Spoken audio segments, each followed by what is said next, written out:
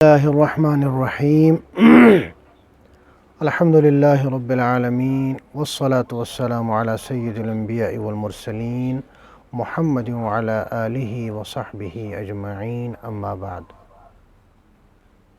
قال الله تبارك وتعالى في القرآن المجيد والفرقان الحميد: فأعوذ بالله من الشيطان الرجيم بسم الله الرحمن الرحيم. لقد جاءكم رسول من أنفسكم عزيز عليه ما عنتم حريص عليكم بالمؤمنين رؤوف رحيم. فإن تولوا فقل حسبي الله لا إله إلا هو عليه توكلت وهو رب العرش العظيم. صدق الله مولانا العظيم وصدق رسوله النبي الكريم ونحن على ذلك لمن الشاهدين والشاكرين والحمد لله رب العالمين. اللهم صل على سيدنا محمد وعلى آل سيدنا محمد وأصحاب سيدنا محمد وبارك وسلم.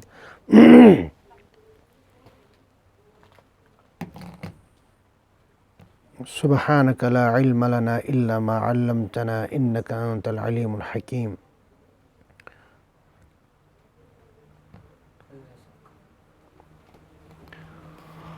محترم سامعین کرام اور طلباء اعزام،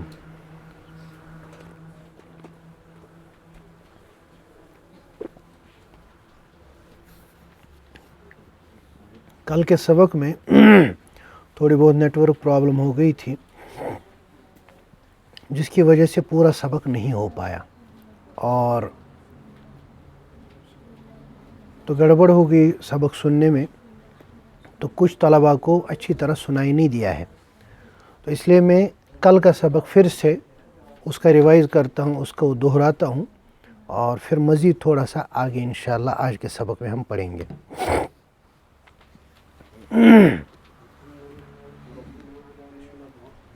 اس سے پہلے والے سبق میں ہم نے رسول اللہ صلی اللہ تعالیٰ علیہ وسلم کے بچپن کا تذکرہ پڑھا تھا، جب رسول اللہ صلی اللہ علیہ وسلم بچے تھے اور رسول اللہ صلی اللہ علیہ وسلم کو دودھ پلایا گیا اور رسول اللہ صلی اللہ علیہ وسلم کی تربیت اور پرورش کی گئی، تو کس نے تربیت کی، کس نے پرورش کی، وہ تفصیلی تذکرہ آیا تھا۔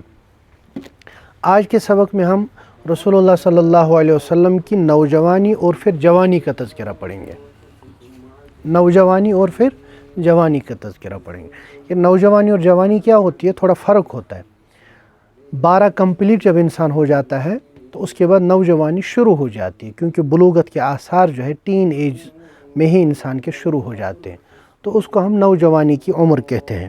ابھی نیا جوانی میں قدم رکھنے والا ہوتا ہے، اور یہ تقریباً انسان کا جب 20+ ہو جائے تب تک یہ سلسلہ رہتا ہے، اور اس کے بعد 20 کے بعد سے تقریباً 30 تک انسان بھرپور جوان رہتا ہے، بلکہ 33 تک انسان بھرپور جوان رہتا ہے، اور پھر اس کے بعد تھوڑی جوانی ڈل جاتی ہے۔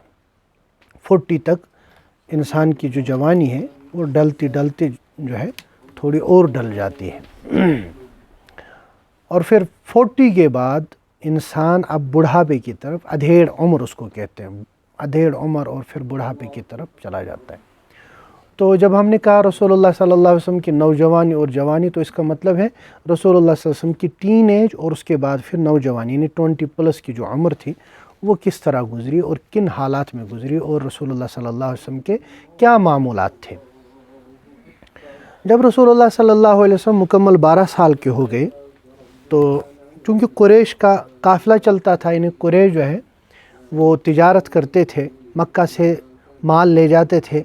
گرمیوں کے زمانے میں یہاں شام، سیریا، اور سردیوں کے زمانے میں وہ یمن چلے جاتے تھے، کیونکہ سیریا جو ہے وہ سرد علاقہ ہے اور یمن جو ہے وہ گرم علاقہ ہے، تو سردیوں میں گرمی کی جگہ اور گرمیوں میں سردی والے علاقے میں جاتے تھے۔ یہ دستور ہے انسان کا ہمیشہ سے۔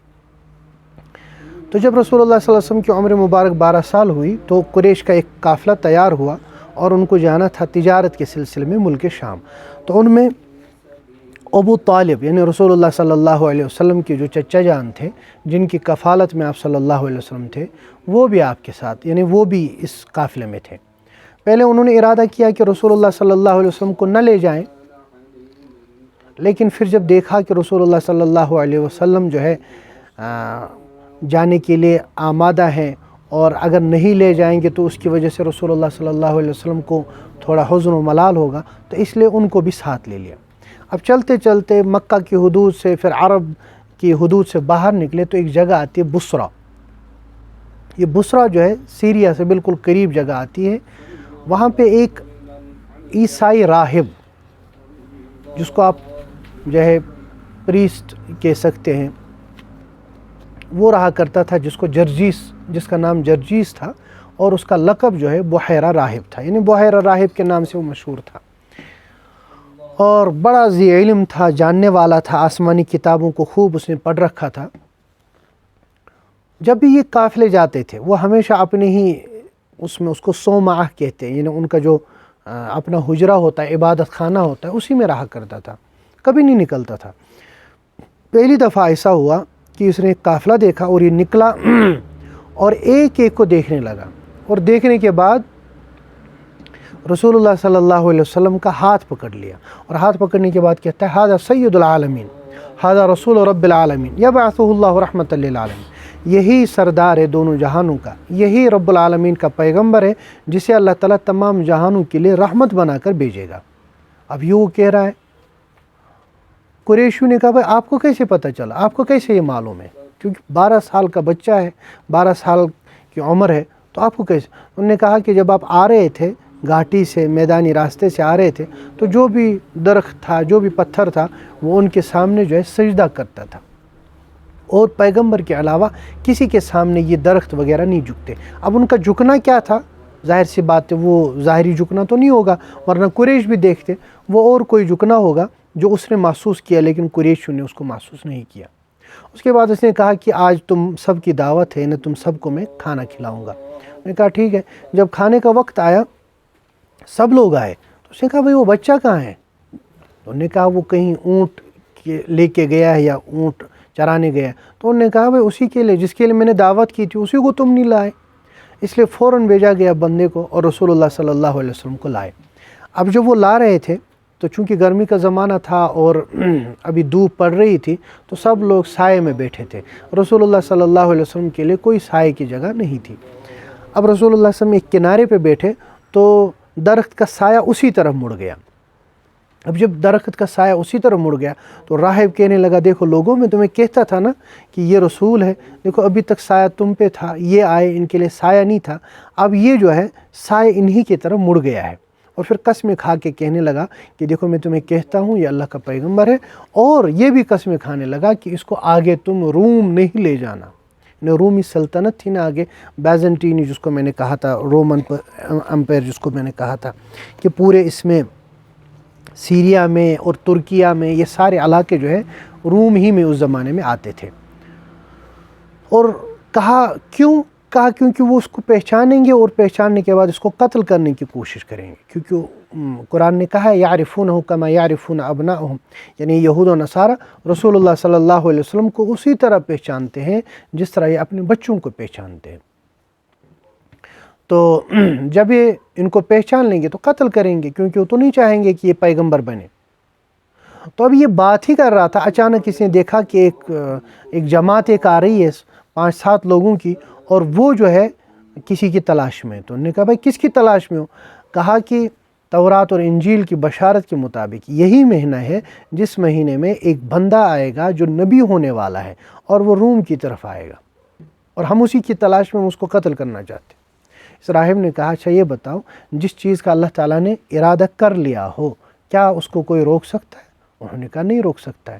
اور اس طرح سے ان کو جو ہے سمجھایا کہ وہ سارے کے سارے لوگ وہیں رکے، اور انہوں نے کہا کہ ہم واپس ہی نہیں جائیں گے، آپ ہی کے پاس رہیں گے۔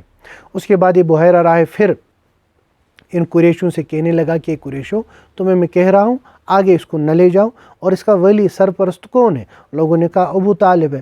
خواجہ ابو طالب کو لایا گیا، خواجہ ابو طالب کو انہوں نے کہا کہ ان کو واپس بھیج دیں۔ تو خواجہ ابو طالب نے رسول اللہ صلی اللہ علیہ وسلم کو کچھ لوگوں کے ساتھ واپس بھیج دیا، اور اس بحیرہ راہب نے رسول اللہ صلی اللہ علیہ وسلم کے لیے توشے سفر، یعنی سفر میں جو کھانے کی چیزیں پیش ضرورت آئیں گی، روٹی اور زیتون کا تیل ساتھ کر دیا کہ یہ تمہیں آگے لگے گا۔ بالکل صحیح روایت ہے، صحیح کتابوں میں درج ہے۔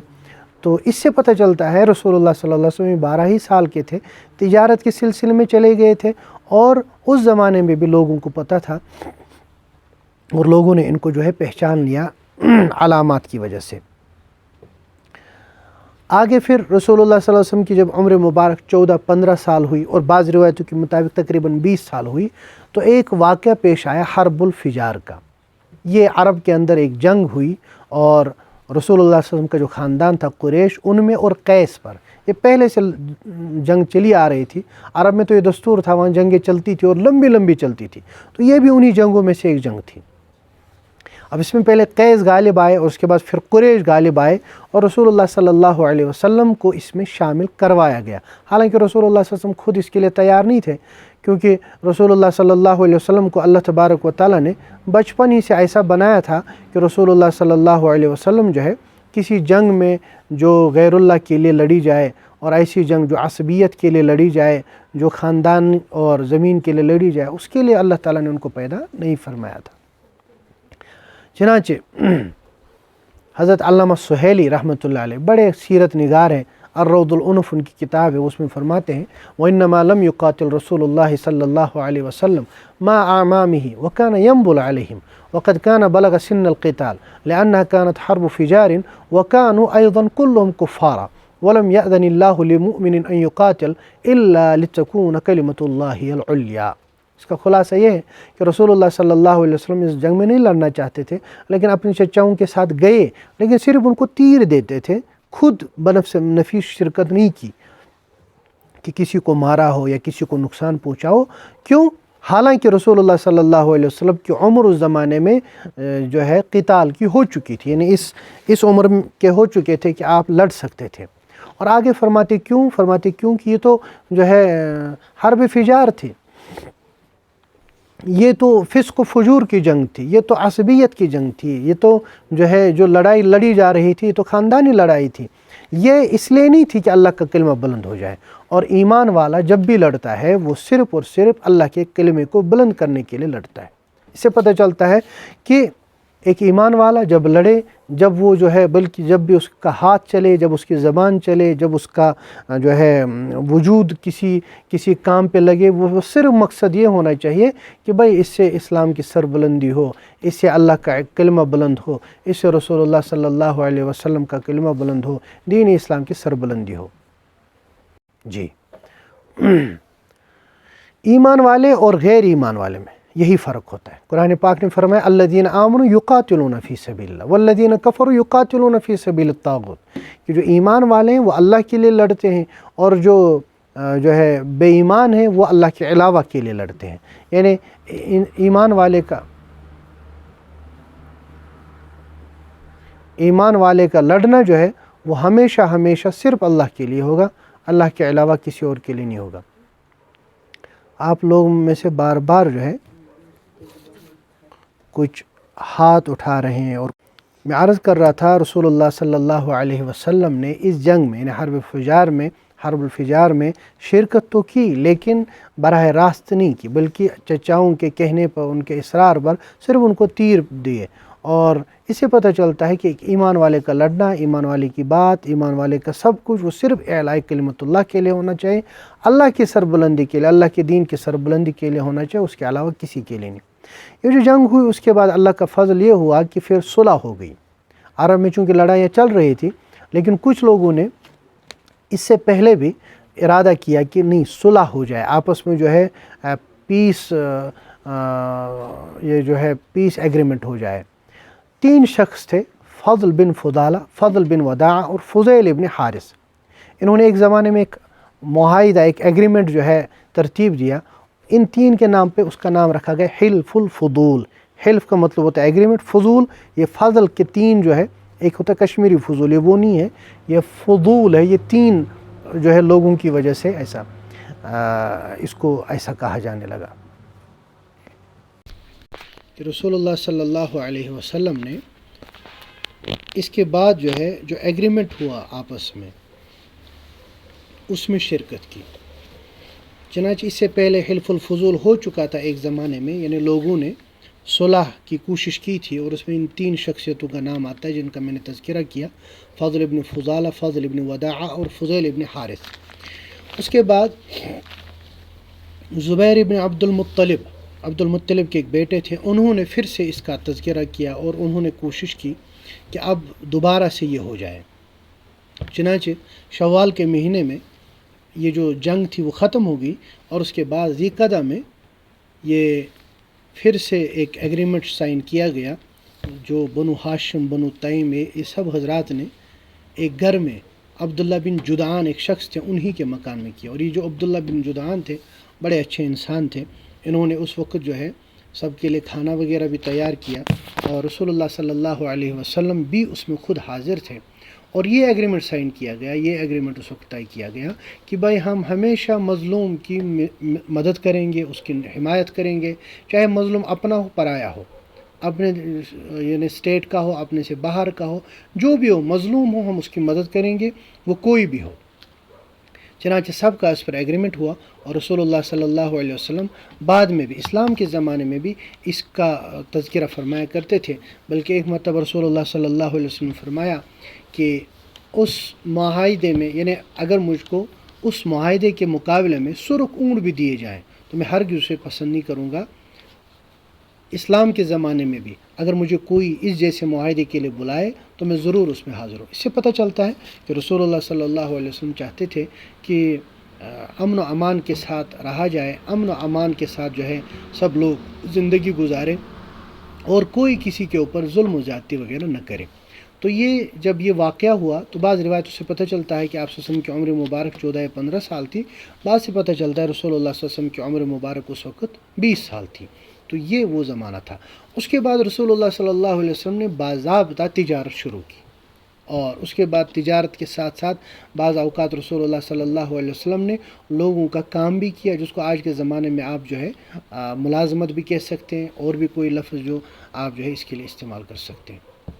لیکن چاہے تجارت رسول اللہ صلی اللہ علیہ وسلم نے کی ہو، چاہے رسول اللہ صلی اللہ علیہ وسلم نے باقی اور کوئی کام کیا ہو، لیکن یہ سارا کا سارا رسول اللہ صلی اللہ علیہ وسلم نے بڑی امانت داری کے ساتھ، بڑی حسن خلق کے ساتھ اور بڑی صداقت کے ساتھ انجام دیا۔ چنانچہ حضرت داؤد ابن حسین رضی اللہ تعالیٰ عنہ فرماتے ہیں کہ لوگوں کا بیان ہے رسول اللہ صلی اللہ علیہ وسلم اس شان سے جوان ہوئے کہ آپ اپنی قوم میں سب سے زیادہ بامروت، سب سے زیادہ خلیق، سب سے زیادہ ہمسایوں کی خبر گیری کرنے والے، اور سب سے زیادہ حلیم اور بردبار تھے، اور سب سے زیادہ سچے اور امانت دار، اور سب سے زیادہ خصومت، دشنام، فحش اور بری باتوں سے دور رہنے والے تھے۔ اسی وجہ سے آپ صلی اللہ علیہ وسلم کا لقب جو ہے آپ کی قوم نے امین رکھا تھا، یعنی آپ کی قوم آپ کو امین کہا کرتی تھی کہ آپ امانت دار ہیں۔ اس سے پتہ چلتا ہے کہ رسول اللہ صلی اللہ علیہ وسلم نے نوجوانی میں اور جوانی میں ایسی زندگی گزاری ہے کہ دشمن بھی آپ صلی اللہ علیہ وسلم کو سچا اور امانت دار کہتے تھے، دشمن بھی آپ صلی اللہ علیہ وسلم کو سب سے با اخلاق کہا کرتے تھے، دشمن بھی رسول اللہ صلی اللہ علیہ وسلم کو سب سے اچھا انسان فرمایا کرتے تھے۔ چنانچہ کئی روایتیں ہیں، بس ایک روایت میں ذکر کرتا ہوں۔ ایک شخص ہے عبداللہ ابن صائب، وہ فرماتے ہیں میں زمانہ جاہلیت میں رسول اللہ صلی اللہ علیہ وسلم کے ساتھ تجارت کیا کرتا تھا، تو ایک دفعہ میں مدینہ منورہ میں یعنی بعد میں اسلام کے زمانے میں حاضر ہوا، تو رسول اللہ صلی اللہ علیہ وسلم نے فرمایا آپ مجھے پہچانتے ہو؟ میں نے عرض کیا کیوں نہیں؟ اس کے بعد جو انہوں نے الفاظ بیان کیے وہ عجیب و غریب، فرمایا کنت شریکی، آپ میرے ساتھ تجارت کیا کرتے تھے، یعنی اکٹھے تجارت کیا کرتے تھے، فنعم الشریک، اور بہترین شریک تھے آپ، لا تداری ولا تماری، آپ کسی بات کو ٹالتے نہیں تھے اور کسی بات میں جھگڑتے بھی نہیں تھے۔ بلکہ ایک دفعہ کا واقعہ ہے کہ رسول اللہ صلی اللہ علیہ وسلم صرف ایک شخص کے کہنے پر، ایک شخص کے وعدہ دینے پر 3 دن تک ایک ہی جگہ رہے۔ سنن ابی داؤد میں روایت ہے کہ رسول اللہ صلی اللہ علیہ وسلم نے 3 دن تک ایک بندے کا انتظار کیا۔ یہ آپ صلی اللہ علیہ وسلم کی تجارتی لائن تھی، یعنی تجارت میں، نوجوانی میں، جوانی میں ایسا جو ہے رسول اللہ صلی اللہ علیہ وسلم نے کردار اپنایا کہ لوگ اس زمانے کی باتیں بعد میں اسلام کے زمانے میں یاد کرتے تھے کہ رسول اللہ صلی اللہ علیہ وسلم کی تجارت اس زمانے میں کیسی تھی۔ اور اسی طرح سے رسول اللہ صلی اللہ علیہ وسلم بکریاں بھی چرایا کرتے تھے، لوگوں کی بکریاں چرایا کرتے تھے۔ چنانچہ رسول اللہ صلی اللہ علیہ وسلم نے بچپن میں اپنے رضاعی بھائی جو تھے ان کے ساتھ بھی بکریاں چرائی، اور اس کے بعد بڑے ہو کر بھی چنانچہ ایک صحابی حضرت جابر بن عبداللہ رضی اللہ تعالیٰ عنہ وہ فرماتے ایک مرتبہ ہم رسول اللہ صلی اللہ علیہ وسلم کے ساتھ مر الزہران ایک جگہ کا نام ہے وہاں چل رہے تھے، تو وہاں ایک درخت تھا، پیلو کا درخت، جس کا ایک مسواک، ہمارے یہاں جو مسواک ہوتا ہے وہ مسواک اسی کا بنتا ہے. تو کہتے ہیں کہ ہم وہاں تھے اور وہاں اس کا پھل ہم کھانے لگے، تو رسول اللہ صلی اللہ علیہ وسلم نے فرمایا کہ دیکھو جو بلیک ہو یعنی کالا ہو وہ پھل کھانا، کیونکہ وہ خوش ذائقہ ہوتا ہے اور لذیذ ہوتا ہے. تو کہتے ہیں ہم نے عرض کیا یا رسول اللہ صلی اللہ علیہ وسلم کیا آپ بکریاں چراتے تھے کہ اس علاقے میں اور اس علاقے کی چیزیں آپ کو پتہ ہے؟ حضور نے فرمایا ہاں میں بکریاں چرایا کرتا تھا، اور ایسا اللہ کا کوئی پیغمبر نہیں جس نے بکریاں نہ چرائی ہوں. اور ایک روایت سے پتہ چلتا ہے کہ رسول اللہ صلی اللہ علیہ وسلم اس پہ اجرت بھی لیا کرتے تھے، اس زمانے میں اس پر اجرت بھی لیا کرتے تھے.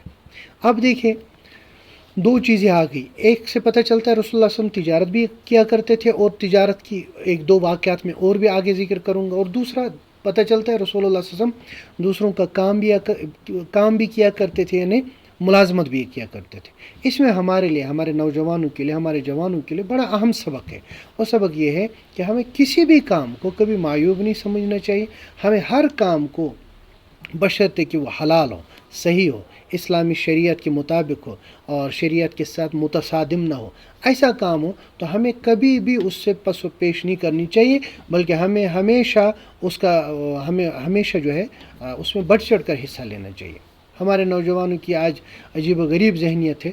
وہ بزنس، جب ہم کہتے ہیں نا بزنس کرو، تو وہ سوچتے بزنس کا مطلب کیا ہے کہ آپ کے پاس جو ہے ایک بہت بڑا کمپلیکس ہو، آپ کے پاس ٹھیک ٹھاک آفس ہو، لیپ ٹاپ سامنے ہو، اور آپ کے پاس جو ہے کرسی ٹیبل ہو اور 2-3 خادم ہو، ان کو آپ بتائیں چائے لاؤ، کہیں پانی لاؤ. یہ تصور ہے ہمارے نوجوانوں کا بزنس کے سلسلے میں. حالانکہ یہ کوئی ضروری نہیں بزنس یہی ہے. آپ کوئی حلال کام، چھوٹا سا کام ریڈی لگا کے بھی کر سکتے، اس کو بھی شرعی طور پر بزنس کہا جاتا ہے، اس کو بزنس کی اصطلاح میں بزنس کہا جاتا ہے.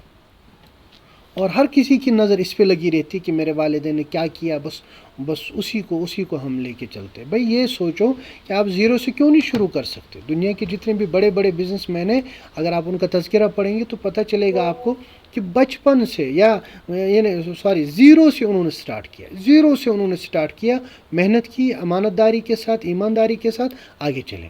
رسول اللہ صلی اللہ علیہ وسلم نے ایک تو خود اپنی عملی کردار سے آپ کو یہ سکھایا، اور اس کے ساتھ رسول اللہ صلی اللہ علیہ وسلم نے اپنے فرمودات میں بھی فرمایا کہ انسان جو ہے ایسے بیکار نہ بیٹھے، بلکہ انسان کو ہمیشہ کام کرنا چاہیے، کچھ نہ کچھ کام کرے. یعنی بیکار ایمان والا ہو ہی نہیں سکتا. یعنی ایمان والا ایسے بیٹھا ہو مفت کی روٹیاں توڑ رہا ہوں، ایسا نہیں ہو سکتا. ایمان والا محنتی ہوگا، ایمان والا جو بھی ہوگا وہ محنت کی کمائی کرنے والا ہوگا، اور محنت کی کھانے والا اور لوگوں کو کھلانے والا ہوگا. رسول اللہ صلی اللہ علیہ وسلم نے ایسے لوگ جو تجارت کرتے ہیں اور امانت داری کے ساتھ تجارت کرتے ہیں، صداقت کے ساتھ تجارت کرتے ہیں، ان کے لیے فرمایا وہ ان کا حشر کل پیغمبروں کے ساتھ ہوگا. التاجر الصدوق الامین مع النبیین، کہ جو تاجر، جو تجارت پیشہ فرد، جو بزنس مین جو ہے سچائی کے ساتھ اور صداقت کے ساتھ اور امانت داری کے ساتھ تجارت کرے، وہ کل پیغمبروں کے ساتھ ہوگا، اس کا حشر پیغمبروں کے ساتھ ہوگا. یہ کوئی چھوٹی بشارت نہیں ہے. علماء کو جو ہے ایسی بشارتیں ملتی ہیں، جو بڑے بڑے علماء ربانیین ہیں اور اللہ کے نیک بندے، ان کو یہ بشارت، ایک بزنس مین کو یہ بشارت مل رہی ہے. اور رسول اللہ صلی اللہ علیہ وسلم نے خود کیا اور ملازمت دیکھے کیسی کی، لوگوں کی بکریاں چرائی. اس میں کیا عیب ہے؟ آج کے زمانے میں اگر کوئی اس کا تصور کرے تو وہ تو سوچے گا بھائی میں کیسے کروں. لیکن رسول اللہ صلی اللہ علیہ وسلم نے کسی کام میں جو کہ حلال ہو، اس کام میں کبھی جو ہے عیب اپنے آپ کو نہیں سمجھا. بلکہ علماء نے لکھا ہے، اور رسول اللہ صلی اللہ علیہ وسلم کی ایک حدیث بھی ہے کہ جتنے بھی پیغمبر ہیں، تمام پیغمبروں نے بکریاں چرائی ہیں. اس کی وجہ کیا ہے؟ بہت سارے نقطے علماء نے اس میں بیان فرمائے، لیکن 2 اہم نقطے ہیں. یہ جو بکریاں ہیں یہ کبھی سیدھے نہیں چلتی. بکریاں جو ہوتی ہیں جب آپ ان کو چلائیں گے تو کبھی دائیں، کبھی بائیں، کبھی اس کے کھیت میں، کبھی اس کے کھیت میں. اگر آپ ان کے پیچھے بیٹھیں گے تو سامنے سے گڑبڑ کریں گے، اور اگر آپ ان کے سامنے جائیں گے تو پیچھے سے گڑبڑ کریں گے. یعنی ان کا یہی کام رہتا ہے، اسی طرح چلتا رہتا ہے. ان کو سنبھالنا بہت مشکل ہوتا ہے. اور یہ جو بکریوں کے ریوڑ ہوتے ہیں ان میں 2 پریشانیاں ہوتی ہیں، یعنی 2 بڑے مسئلے ہوتے ہیں. ایک مسئلہ تو آپ کو یہ ہوتا ہے کہ ان کی نفسیات ایسی ہوتی ہے، یعنی ان کی سائیکالوجی ایسی ہوتی ہے کہ وہ کھیت میں جانا پسند کرتے، کسی بھی چیز کی طرف جانا پسند کرتے. اور دوسرا بھیڑیا اور باقی شیر اور اس طرح لیپرڈ، یہ سارے جو موذی جانور، یہ ہمیشہ ان کی طاق میں لگے رہتے کہ کب ان کے اوپر ہم حملہ کریں. تو جو بندہ بکریاں چراتا ہے، اللہ تبارک و تعالیٰ ان کو اصل میں ٹریننگ دینا چاہتا ہے کہ بھائی تمہیں آگے امتیں سنبھالنی ہے، آگے تمہیں قومیں سنبھالنی. اور قوموں کے بھی اسی طرح دو دشمن ہوتے ہیں، ایک دشمن اندرونی دشمن یعنی نفس، اور دوسرا دشمن بیرونی دشمن یعنی باہر کا دشمن شیطان. شیطان باہر سے پھسلانے کی کوشش کرے گا، نفس اندر سے پھسلانے کی کوشش کرے گا. اس لیے پیغمبر کو ٹریننگ دی جاتی ہے کہ بھائی آپ کو کل امت کو، کل قوم کو سنبھالنا ہے، اندر کے دشمن سے بھی بچانے کی کوشش کرنی ہے اور باہر کے دشمن سے بھی بچانے کی کوشش کرنی ہے. اس لیے رسول اللہ صلی اللہ علیہ وسلم اور باقی پیغمبر جیسے حضرت موسیٰ علیہ السلام ہیں اور باقی پیغمبر ہیں، ان سے بکریاں چروائی گئی کہ اس سے تمہیں پریکٹس ہوگی. تو بہرحال رسول اللہ صلی اللہ علیہ وسلم جو ہے اس طرح تجارت کرتے رہے. 20 سال کی عمر میں رسول اللہ صلی اللہ علیہ وسلم بڑے تاجر بن گئے تھے. ابھی آگے کا واقعہ آپ کو میں سناؤں گا، جو دوسرا واقعہ ہے اور بڑا اہم واقعہ ہے، اس سے آپ کو پتہ چلے گا. اور وہ کس عمر کا ہے؟ 20 پلس، یعنی رسول اللہ صلی اللہ علیہ وسلم کی عمر مبارک اس وقت 25 سال کی ہوئی تھی. رسول اللہ صلی اللہ علیہ وسلم کی عمر 25 سال کی ہوئی تھی، یعنی 25 ایئرز اولڈ تھے رسول اللہ صلی اللہ علیہ وسلم، اور امپورٹ ایکسپورٹ کا کام کرتے تھے. مکہ میں جو چیزیں ملتی تھی ان کو اٹھا کے ملک شام لے جاتے تھے. اور یہ ملک شام کوئی جو ہے یہاں سے جموں تک کا راستہ نہیں ہے، یعنی تقریباً اس زمانے میں 1 مہینے کا سفر تھا، کبھی کبھی اس سے زیادہ ٹائم بھی لگتا تھا. اور پھر ملک شام کی جو چیزیں ہیں رسول اللہ صلی اللہ علیہ وسلم وہ وہاں سے امپورٹ کرتے تھے اور مکہ لے آتے تھے. اور اتنے اس میں مشہور ہو گئے تھے، اتنے مشہور ہو گئے تھے کہ اس زمانے میں عرب کے جو بڑے بڑے تاجر تھے وہ یہ چاہتے تھے کہ ہم اپنا مال رسول اللہ صلی اللہ علیہ وسلم کو دیں اور یہ ہمارا مال جو ہے باہر لے جائیں اور پھر اس پہ تجارت کریں، پھر وہاں سے ہمارے لیے مال جو ہے نفع کے ساتھ لے آئیں. یعنی اتنا رسول اللہ صلی اللہ علیہ وسلم نے 25 سال کی عمر میں اتنا نام کمایا تھا.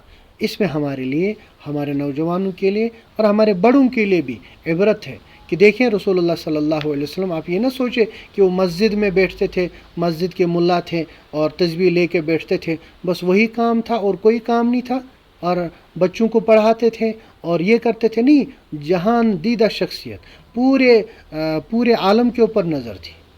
تجارت میں اتنا اعلیٰ اور سپہ سالاری میں اتنے اعلیٰ اور فیصلہ کرنے میں اتنا اعلیٰ اور اخلاق میں اتنا اعلیٰ. یعنی جس پہلو سے آپ رسول اللہ صلی اللہ علیہ وسلم کی زندگی کو دیکھیں گے تو آپ کو یہ اعلیٰ نمونہ نظر آئیں گے. کیوں؟ لقد کان لکم فی رسول اللہ اسوۃ حسنہ.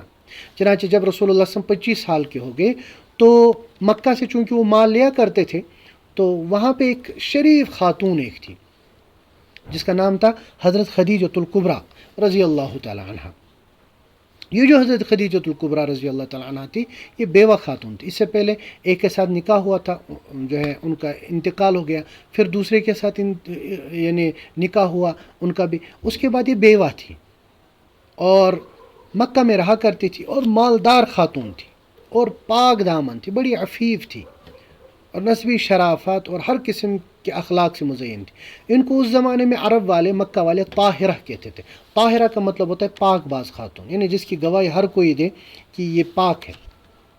اب جب قریش کا قافلہ جانے والا تھا تو حضرت خدیجہ کو یہ ہمیشہ جو ہے اپنا مال کسی کو دیتی تھی اور وہ جو ہے پھر اس مال پہ جو ہے آگے اس کو یعنی بزنس کر کے پھر واپس لے آتی تھی. تو اس دفعہ جب انہوں نے سنا کہ عرب میں جو ہے مکہ میں ایک نوجوان ہے جس کا ہر طرف چرچا ہے اور بڑا صادق ہے، بڑا امین ہے، امانت دار ہے، تو لہٰذا انہوں نے کیا ارادہ کیا کہ میں اپنا مال جو ہے انہی کو دے دوں اور یہی مزاربت پہ میرا مال لے جائیں.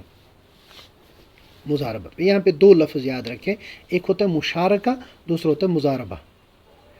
اور اس سے پہلے یہ یاد رکھیں آج کا سبق تھوڑا لمبا ہوگا کیونکہ کل بھی سبق نہیں ہوا ہے، تو اس لیے تھوڑا سا لمبا انشاءاللہ ہوگا سبق. تو سب جو ہے اس کے ساتھ یعنی اچھی طرح جڑے رہیں تاکہ کل کے سبق کی بھی بھرپائی. 2 چیزیں ہیں. مشارکہ مطلب ہوتا ہے میں آپ 2-3 بندے ملے تھوڑا تھوڑا مال ہر کسی نے نکالا اور اس کے بعد ایک بزنس سٹارٹ کیا. اس کو کہتے ہیں مشارکہ. جیسے آج کے زمانے میں کمپنی سسٹم ہوتا ہے، کوئی بندہ کمپنی بناتا ہے، اس کے بعد اس کے شیئر جو ہے وہ ایشو کرتا ہے اور اس کے بعد لوگ خریدتے ہیں تو ایک کمپنی بن جاتی ہے. یہ مشارکہ ہوتا ہے. تو رسول اللہ صلی اللہ علیہ وسلم مشارکہ کے طور پر بھی کام کیا کرتے تھے، اور شرعی طور پر یہ بھی جائز ہے، البتہ شرط و شروط ہے. دوسرا ہوتا ہے مضاربہ. میم ضاد الف ریہ با اور چھوٹی ہا. مضاربہ کا مطلب ہوتا ہے کہ ایک بندے کا مال ہو، دوسرے بندے کی محنت ہو. یعنی ایک بندہ اپنا مال دے، دوسرا بندہ اپنی محنت لگائے، اور اس کے بعد پروفٹ جو ہے وہ اپنے حساب سے جیسے ان کو مرضی ہو، 30-70 ہو، 40-60 ہو، 50-50 ہو، جیسا ان کی مرضی ہو، وہ آپس میں پروفٹ اس طرح جو ہے بانٹے. وہ بھی جائز ہے. تو حضرت خدیجۃ الکبریٰ رضی اللہ تعالیٰ عنہ مضاربہ کے طور پر مال دیا کرتی تھی، کیونکہ خود وہ شریک نہیں ہوتی تھی. وہ مال دیتی تھی اور سامنے والے سے کہتی تھی بھائی تم محنت کرو اور پھر ہم تمہیں جو ہے کوئی پرسنٹ دے دیں گے. تو حضرت خدیجۃ الکبریٰ رضی اللہ تعالیٰ عنہ انہوں نے جو ہے تلاش کیا، تو رسول اللہ صلی اللہ علیہ وسلم کے بارے میں جب پتہ چلا تو انہوں نے رسول اللہ صلی اللہ علیہ وسلم کو پیغام بھیجا کہ میں اپنا مال جو ہے تجارت کے لیے آپ کو دینا چاہتی ہوں، تو جتنا آپ کو باقی لوگ دیتے ہیں اس سے میں ڈبل آپ کو دوں گی. تو آپ نے اپنے چچا خواجہ ابو طالب کے ساتھ جو ہے مشورہ کیا. انہوں نے کہا بھائی ٹھیک ہے. اور عجیب اتفاق، حضرت خدیجہ کا مال کتنا تھا؟ حدیث میں آتا ہے کہ پورے قریش کا مال جتنا ہوتا تھا اس کے برابر خدیجہ کا تنہا مال ہوتا تھا. یعنی جتنا سب کا مل کے ہوتا تھا مال، اتنا حضرت خدیجۃ الکبریٰ کا تنہا ہوتا تھا. تو رسول اللہ صلی اللہ علیہ وسلم نے مان لیا اور چلے گئے. اب خدیجہ نے اپنے غلام میسرہ ان کے ساتھ کر دیا کہ یہ بھی آپ کے ساتھ رہیں. مقصد یہ تھا کہ ایک تو یہ نظر بھی رکھے گا اور دوسرا یہ کہ یہ بھی ساتھ ہو جائے گا. اب رسول اللہ صلی اللہ علیہ وسلم مکہ سے چلے 25 سال کی عمر میں، اور ہمارے 25 سال کے نوجوان جو ہے صرف سوتے رہتے ہیں اور موبائل چلاتے رہتے ہیں. اب رسول اللہ صلی اللہ علیہ وسلم اتنا بڑا جو ہے قافلہ لے کے چلے، اور بزنس کے سلسلے میں. یہ دعوتی قافلہ نہیں تھا، جہادی قافلہ نہیں، بالکل بزنس کے لیے تھا. اب رسول اللہ صلی اللہ علیہ وسلم چلے تو وہی ملک شام سے پہلے ایک جگہ جو بصرہ آتی ہے پچھلے واقعے میں، وہیں پہ رسول اللہ صلی اللہ علیہ وسلم پہنچے. جب وہاں پہنچے تو وہاں ایک سایہ دار درخت تھا. رسول اللہ صلی اللہ علیہ وسلم وہاں پہ بیٹھے. اب اس زمانے میں ایک دوسرا راہب تھا، نستورہ، نون سین طا واو ریہ الف، نستورہ راہب. یہ نستورہ راہب جب اس نے دیکھا تو دوڑتے دوڑتے آیا، اور اس کے بعد جو ہے آپ سے کہنے لگا کہ عیسیٰ بن مریم، یعنی حضرت عیسیٰ علیہ السلام کے بعد سے لے کر اب تک تقریباً یہ جو ہے 600 سال کے قریب ہو گئے تھے، 600 سال کے قریب. تو کہا کہ 600 سال ہوئے اس درخت کے سائے میں کوئی نہیں بیٹھا ہے، کیونکہ یہاں صرف پیغمبر بیٹھتا ہے، یہاں صرف پیغمبر بیٹھتا ہے. اس کے بعد یہ میسرہ سے کہنے لگا کہ ان کے آنکھوں میں سرخی ہے، یعنی ریڈنس ہے کچھ. تو انہوں نے کہا ان کی آنکھوں میں تو سرخی اور ہمیشہ ہوتی ہے. تو راہب کہنے لگا ہوا وہو نبی وہو آخر الانبیاء، یہی تو ہے وہ نشانی کہ یہ پیغمبر ہے اور آخری پیغمبر ہے، یہ آخری پیغمبر ہے. یہ جو یہ ہے بصرہ آج کے زمانے میں جارڈن میں پڑتا ہے، اردن جس کو کہتے ہیں. حضرت مفتی تقی عثمانی صاحب نے اپنی ایک کتاب میں لکھا ہے، ان کا شاید دنیا میرے آگے یا 20 ملکوں کا سفر نامہ کوئی کتاب ہے، میرے ذہن میں ابھی نام پورا یاد یعنی کنفرم نہیں ہے کون سی کتاب ہے. اس میں انہوں نے لکھا ہے کہ وہ ایک دفعہ جارڈن گئے تھے اس علاقے میں، تو وہاں ان کو خاص سفر کرایا گیا ایک جگہ کا، اور وہ ایک درخت تھا. وہ درخت تب سے یعنی صدیوں سے، ایسے سنچریز ہو گئی ہے اس کو، تقریباً شاید 1,500 سال ہو گئے یا اس سے زیادہ. وہ بالکل درخت ویسے ہی ہے جس کے اندر جہاں پہ رسول اللہ صلی اللہ علیہ وسلم رکے تھے اس سفر میں، اور وہ اب بھی ویسا ہی سرسبز و شاداب ہے، بلکہ انہوں نے اس کو جو ہے فینسنگ وغیرہ بھی کروائی ہے. یہ وہی درخت ہے. اب جب رسول اللہ صلی اللہ علیہ وسلم وہاں سے چلے، اس کے بعد جو ہے اپنے اس میں خرید و فروخت وغیرہ اس کے اندر یہ ہو گئے. اس کے بعد رسول اللہ صلی اللہ علیہ وسلم وہاں سے واپس آئے. اور بھی اس میں واقعات ہوئے لیکن میں اس سب میں چھوڑ رہا ہوں. اب جب واپس آئے رسول اللہ صلی اللہ علیہ وسلم، اور رسول اللہ صلی اللہ علیہ وسلم جو ہے مکہ کے قریب پہنچے تو عجیب و غریب حالات واقعات پیش آئے. یہ جو میسرہ تھا اس نے حضرت خدیجہ سے کہا کہ میں نے عجیب و غریب واقعہ دیکھا کہ پورے سفر میں جب گرمی ہوتی تھی تو میں دیکھتا تھا کہ فرشتے آپ کا سایہ کرتے تھے، اور کبھی جو ہے بادل آپ کا سایہ کرتے تھے، دوپہر کی گرمی ہوتی تھی تو سایہ کرتے تھے۔ بلکہ پھر ایسا خود بھی ہوا کہ جب مکہ میں انٹر کر رہے تھے رسول اللہ صلی اللہ علیہ وسلم، تو حضرت خدیجۃ الکبریٰ اپنے مکان سے دیکھ رہی تھی، تو انہیں بھی وہ نظر آئے کہ کچھ فرشتے رسول اللہ صلی اللہ علیہ وسلم کا اوپر سے جو ہے سایہ کر رہے ہیں۔ اور پھر حضرت خدیجہ نے اپنی کچھ اور سہیلیوں کو بھی بلایا کہ دیکھو یہ کیا ہو رہا ہے۔ تو اس کے بعد جب رسول اللہ صلی اللہ علیہ وسلم آئے، اور جتنا عام دنوں میں منافع ہوتا تھا، یعنی نفع ہوتا تھا حضرت خدیجہ کو، اس سے بہت زیادہ نفع آیا تھا۔ اتنا نفع اور کبھی نہیں آیا تھا جتنا نفع اس مرتبہ آیا، اور رسول اللہ صلی اللہ علیہ وسلم کو انہوں نے اپنا معاوضہ بھی دے دیا، بلکہ اس سے بھی زیادہ دے دیا۔ اس کے بعد کیا ہوا، اس سے پہلے اس بات کی طرف آپ جو ہے توجہ دیں کہ میسرہ نے، حضرت خدیجہ کے غلام نے فرشتوں کو دیکھا، حضرت خدیجہ نے بھی فرشتوں کو دیکھا کہ وہ سایہ کر رہے تھے۔ کسی کا ذہن کر سکتا ہے کہ بھائی کیا مطلب، کیسے فرشتوں کو کوئی انسان دیکھ سکتا ہے؟ یاد رکھنا چاہیے فرشتوں کو انسان دیکھ سکتا ہے، آرام سے دیکھ سکتا ہے۔ قرآن پاک میں بہت سارے واقعات ہیں، چنانچہ حضرت مریم علیہ السلام کا واقعہ ہے۔ حضرت مریم پیغمبر نہیں تھی، نیک صالح خاتون تھی، نیک صالح خاتون تھی۔ حضرت خدیجۃ الکبریٰ ان سے جو ہے مرتبے میں بہت بلند ہے، تو نیک صالح خاتون تھی۔ ان کے پاس حضرت جبرائیل آئے، انہوں نے حضرت جبرائیل کے ساتھ بات کی۔ اسی طرح قرآن پاک میں بہت سارے واقعات ہیں جن سے پتہ چلتا ہے کہ عام انسان، پیغمبر نہیں، عام انسان فرشتوں کو دیکھ سکتا ہے۔ چنانچہ صحابہ کرام نے بھی دیکھا ہے، بہت ساروں نے فرشتوں کو، تو لہذا فرشتوں کو دیکھنا کوئی مسئلہ نہیں ہے، بلکہ ایمان والا اور غیر، اس پہ ایمان بھی شرط نہیں، بغیر ایمان کے بھی انسان دیکھ سکتا ہے۔ تو لہٰذا یہ سوچنا کہ اس میں فرشتے کہاں سے دیکھے، انہوں نے آرام سے دیکھ سکتا ہے، آج کے زمانے میں بھی انسان دیکھ سکتا ہے، بشرطے کہ اللہ تبارک و تعالیٰ اس کو دکھائے۔ تو بہرحال اس واقعے میں ایک بات تو یہ ہوئی۔ دوسری بات یہ ہوئی کہ جب میسرہ نے سارے واقعات، اندر کی جو تفصیلات تھی پورے اس ٹرپ کے، وہ حضرت خدیجہ کو سنائی، تو حضرت خدیجہ فوراً اپنے چچا زاد بھائی ورقہ بن نوفل کے پاس گئے۔ ورقہ بن نوفل یہ جو ہے اس زمانے میں مکہ کے اندر موحدین میں سے تھے، توحید کے ماننے والے تھے، اور بعض روایتوں کے مطابق حضرت عیسیٰ علیہ السلام کے ماننے والے تھے، یعنی عیسائی تھے، اور بالکل موحد تھے اور مسلمان تھے اس زمانے میں۔ تو وہ گئے، حضرت خدیجہ جب ان کے پاس گئی اور یہ سب واقعات سنائے، تو انہوں نے کہا کہ اگر یہ سب کچھ سچ ہے جو آپ سنا رہے ہیں، تو پھر یقیناً محمد اس امت کے نبی ہوں گے، اور میں یہ جانتا ہوں کہ اس وقت سب ایک نبی کا انتظار کر رہے ہیں، ہم سب ایک نبی کا انتظار کر رہے ہیں، اور اس کا زمانہ بالکل قریب آ چکا ہے۔ تو اگر ایسا آپ کو لگ رہا ہے یہ سب سچ ہے، تو پھر یقیناً مجھے لگتا ہے یہی ہوں گے۔ لیکن چونکہ کنفرم نہیں ہوا تھا، اس لیے انہوں نے کنفرم نہیں بتایا، وہ تو 40 سال کی عمر میں ہو گیا۔ اب جب یہ واقعات ہوئے اور ورقہ بن نوفل نے یہ بھی بات بتائی، تو حضرت خدیجہ رضی اللہ تعالی عنہ ان کے دل میں پیدا ہوا کہ مجھے تو پھر نکاح کرنا چاہیے، کہ اس سے اچھا انسان کہاں ملے گا۔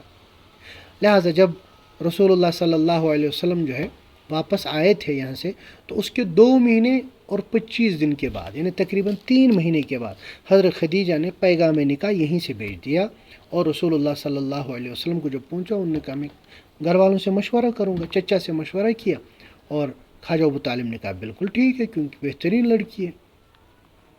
اس کے بعد جو ہے نکاح طے ہو گیا۔ اب یہاں پہ یاد رکھنا ہے، نکاح کا پیغام حضرت خدیجہ کی طرف سے گیا، یعنی لڑکی کی طرف سے یا لڑکی والے کی طرف سے، لڑکی کی طرف سے نہیں۔ اس سے پتہ چلتا ہے ہمارے یہ معاشرے میں جو یہ بات رچ گئی ہے کہ ہمیشہ لڑکا ہی پیغام نکاح لے کے جائے گا، یعنی ہمیشہ لڑکا ہی لڑکی کو ڈھونڈے گا، پھر پیغام نکاح بھیجے گا۔ یہ کوئی ضروری نہیں ہے۔ اگر کسی یعنی لڑکی کے والد کو یا لڑکی کے سرپرست کو کوئی لڑکا اچھا لگ رہا ہے اور اچھا اس کو سمجھ رہے، تو ان کو یہیں سے پیغام نکاح بھیجنا چاہیے، یہیں سے پیغام نکاح بھیجنا چاہیے، کہ کیونکہ آج کے زمانے میں تو اب لڑکا ملنا زیادہ ہی مشکل ہو گیا ہے، لڑکیاں ملتی ہیں اب لڑکے نہیں ملتے، تو اس لیے اس میں آر محسوس نہیں کرنی چاہیے۔ حضرت خدیجۃ الکبریٰ کو اچھا رشتہ لگا، یہیں سے رشتہ بھیجا، اور رسول اللہ صلی اللہ علیہ وسلم نے اپنے چچا کے مشورے سے قبول بھی فرمایا۔ اس کے بعد طے ہوا کہ فلاں تاریخ میں جو ہے نکاح کریں گے۔ حضرت خدیجہ رضی اللہ تعالی عنہ، چونکہ ان کے والد جو ہے خویلد ان کا نام تھا، ان کا جو ہے پہلے سے ان کا انتقال جو ہے ہو چکا تھا، اس لیے ان کی طرف سے ان کے چچا آئے، ان کے چچا عامر ابن اسد تھے، وہ چچا آئے اور وہ نکاح میں شامل ہو گئے۔ نکاح کس نے پڑھا؟ خواجہ ابو طالب نے نکاح پڑھایا، کیونکہ اس زمانے میں ابھی جو ہے شریعت نازل نہیں ہوئی تھی، ابھی اسلام کا یہ نہیں ہوا تھا، لہٰذا انہوں نے اپنے حساب سے نکاح پڑھا۔ اور خطبہ کیا پڑھا تھا؟ وہ خطبہ اصل میں سنانا بڑا عجیب و غریب خطبہ ہے، مختصر سا خطبہ ہے، خاص طور پر نوجوانوں کے لیے، جوانوں کے لیے اس میں بڑی عبرت ہے۔ خواجہ ابو طالب نے اس وقت جو ہے خطبہ پڑھا۔ خطبہ کیا پڑھا؟ اما بعد فإن محمدا ممن لا يوازن به فتى من قريش إلا رجح به شرفا ونبلا وفضلا وعقلا وإن كان في المال قل فإنه ظل زائل وعارية مسترجعة وله في خديجة بنت خويلد رغبة ولها فيه مثل ذلك۔ اس کا مطلب یہ ہے کہ محمد صلی اللہ علیہ وسلم یہ ایسے نوجوان ہیں کہ قریش میں ان جیسا نوجوان شرافت کے اعتبار سے، رفعت اور بلندی کے اعتبار سے اور فضیلت کے اعتبار سے کوئی نہیں ہے۔ یعنی اگر ان کو تولا جائے باقی نوجوانوں کے ساتھ تو شرافت میں بلند ہے، فضیلت میں بلند ہے، عظمت میں بھی بلند ہے۔ مالداری ان میں کم ہے، یعنی پیسے ان میں کم ہے، لیکن فرماتے فإنه ظل زائل، یہ جو پیسہ ہے یہ تو آنے جانے والا سایہ ہے، یعنی سایہ جس طرح ہے پھر ابھی جو ہے نہیں ہے۔ ہمارے یہاں جو ہے ہمارے پرانے بزرگ فرماتے ہیں کہ کشمیری میں ہم کہتے یت لنج شہل آس تحت لنج آس تاپ، یت لنج تاپ آس تحت شہل، یعنی ایک ٹہنی پہ ابھی دھوپ پڑ رہی ہے تو ابھی سایہ آ جائے گا، ابھی سایہ ہے تو ابھی دھوپ پڑے گی۔ اسی طرح مال ہے، یہ مال آتا ہے جاتا ہے، یہ کوئی ایسی چیز نہیں جس کی وجہ سے فضیلت انسان کے اندر بڑھے، یہ تو وقتی چیز ہے، کسی کے پاس ہوگی کسی کے پاس نہیں ہوگی۔ لیکن جو اصل چیز ہے یعنی شرافت، انسان کے اندر اخلاق، انسان کے اندر فضیلت، انسان کے اندر جو ہے باقی اوصاف، وہ کوالٹیز ہونی چاہیے، اور وہ رسول اللہ صلی اللہ علیہ وسلم میں سب سے زیادہ ہے۔ اب سوچے ابھی رسول اللہ صلی اللہ علیہ وسلم نے یہ جو ہے پیغمبری کا اظہار بھی نہیں کیا، دعوی نبوت بھی نہیں کیا ہے، ابھی 15 سال باقی ہے، 25 سال کی عمر میں جو ہے یہ سب ہو رہا ہے۔ تو یہ خطبہ پڑھا، اور اس وقت رسول اللہ صلی اللہ علیہ وسلم کی عمر مبارک 25 سال تھی، اور حضرت خدیجۃ الکبریٰ رضی اللہ تعالیٰ عنہ کی عمر مبارک 40 سال تھی۔ اور اس وقت جو ہے جو مہر ہوا، بعض روایتوں کے مطابق 20 اونٹ مہر ہوئے، اور بعض روایتوں کے مطابق جو ہے تقریباً 500 درہم یہ مہر طے ہوا۔ یہ وہی مہر ہے جو مہر فاطمی ہے، جس کو ہم مہر فاطمی کہتے ہیں۔ حضرت فاطمہ الزہرا کا بھی یہی مہر طے ہوا تھا۔ آج کے زمانے میں اس کو آپ سمجھے 1 کلو 532 گرام سلور روپ چاندی، 1 کلو 532 گرام، اس کی قیمت تقریباً 1,15,000 ہوتی ہوگی تقریباً آج کے زمانے میں۔ تو یہ رسول اللہ صلی اللہ علیہ وسلم نے جو ہے مہر رکھا۔ اس کے بعد ایک بڑا اہم واقعہ ہے جو مجھے آج سنانا تھا، وہ خانہ کعبہ کی تعمیر کا واقعہ، لیکن چونکہ تفصیلی ہے اس لیے آج وہ نہیں سنائیں گے۔ البتہ آج کے سبق میں غور کرنے کی بات یہ ہے کہ رسول اللہ صلی اللہ علیہ وسلم نے بچپنے کی زندگی کیسے گزاری، اس کے بعد جوانی کی ابتدا کیسے کی، پھر جوانی کیسے کی، یعنی اس حال میں جوانی رسول اللہ صلی اللہ علیہ وسلم کی ہوئی کہ تمام کے تمام لوگ، چاہے وہ اپنے ہوں پرائے ہوں، وہ رسول اللہ صلی اللہ علیہ وسلم کو الصادق اور الامین کہا کرتے تھے، اور سب سے با اخلاق مانتے تھے، اور سب سے اچھے انسان مانتے تھے۔ تو ہم ہمارے نوجوانوں کے لیے، ہمارے جوانوں کے لیے رسول اللہ صلی اللہ علیہ وسلم کی زندگی میں یہ اسوہ ہے۔ اور دوسرا، رسول اللہ صلی اللہ علیہ وسلم نے نوجوانی اور جوانی غفلتوں میں، بیٹھے بیٹھے بیکاری میں نہیں گزاری، بلکہ جو کام حلال کام ملا اس کام کو کیا، جس طرح کا بزنس ملا وہ بزنس کیا۔ یعنی رسول اللہ صلی اللہ علیہ وسلم اندر بھی مکہ میں بھی بزنس کیا کرتے تھے، اور اس کے ساتھ ساتھ امپورٹ ایکسپورٹ کا کام بھی کیا کرتے تھے، اور اس کے ساتھ ساتھ ملازمت بھی کی رسول اللہ صلی اللہ علیہ وسلم نے، یعنی مکہ والوں کی بکریاں بھی چرائی۔ تو اس سے پتہ چلتا ہے ہمیں کسی کام میں، کسی بھی شغل میں بشرط کہ وہ حلال ہو، اس میں ہمیں پس و پیش نہیں ہونا چاہیے، اس کو ہمیں جو ہے عیب نہیں سمجھنا چاہیے، بلکہ انسان کو خوش دلی کے ساتھ کام کرنا چاہیے اور یہ سوچنا چاہیے کہ یہ مال کمانا یہ بھی حلال طریقے سے جب ہو، یہ بھی جو ہے اللہ کے یہاں ثواب کا باعث ہے، اللہ تبارک و تعالیٰ کے یہاں اس سے بھی درجات بلند ہوتے ہیں۔ بعض لوگ سوچتے ہیں کہ بھائی ہم تسبیح لے کے بیٹھیں گے اور کچھ کمائیں گے شمائیں گے نہیں، حالانکہ گھر والوں کے بھی حقوق ہوتے ہیں، والدین کے حقوق ہیں، بیوی بچوں کے حقوق ہیں، اور اپنے باقی بھائی بہنوں کے بھی حقوق ہیں، وہ کس طرح پھر انسان پورے کرے گا؟ اس لیے بزنس کرنا اور اسی طرح سے جو کام بھی انسان سے بن سکے وہ کام کرنا حلال طریقے ساتھ، یہ دین کا ایک حصہ ہے، یہ رسول اللہ صلی اللہ علیہ وسلم کی زندگی کا حصہ ہے، اور ہمیں اس میں ثواب ملے گا۔ اس میں جو ہے انسان کو یہ نہیں سوچنا ہے کہ میں اس میں غفلت میں ہوں، نہیں، بلکہ اس میں اللہ تبارک و تعالیٰ کی طرف سے اس کو اعزاز ملے گا، بلکہ زیادہ ثواب ملے گا۔ اللہ تبارک و تعالیٰ کہنے سننے سے زیادہ عمل کی توفیق عطا فرمائے، اور سیرت طیبہ پڑھنے اور سیرت طیبہ جو ہے سمجھنے اور سیرت طیبہ کے مطابق عمل کرنے اور رسول اللہ صلی اللہ علیہ وسلم کے نقش مبارکہ پر جو چلنے کی ہمیں توفیق عطا فرمائے۔ وآخر دعوانا ان الحمد للہ رب العالمین۔ السلام علیکم ورحمۃ اللہ۔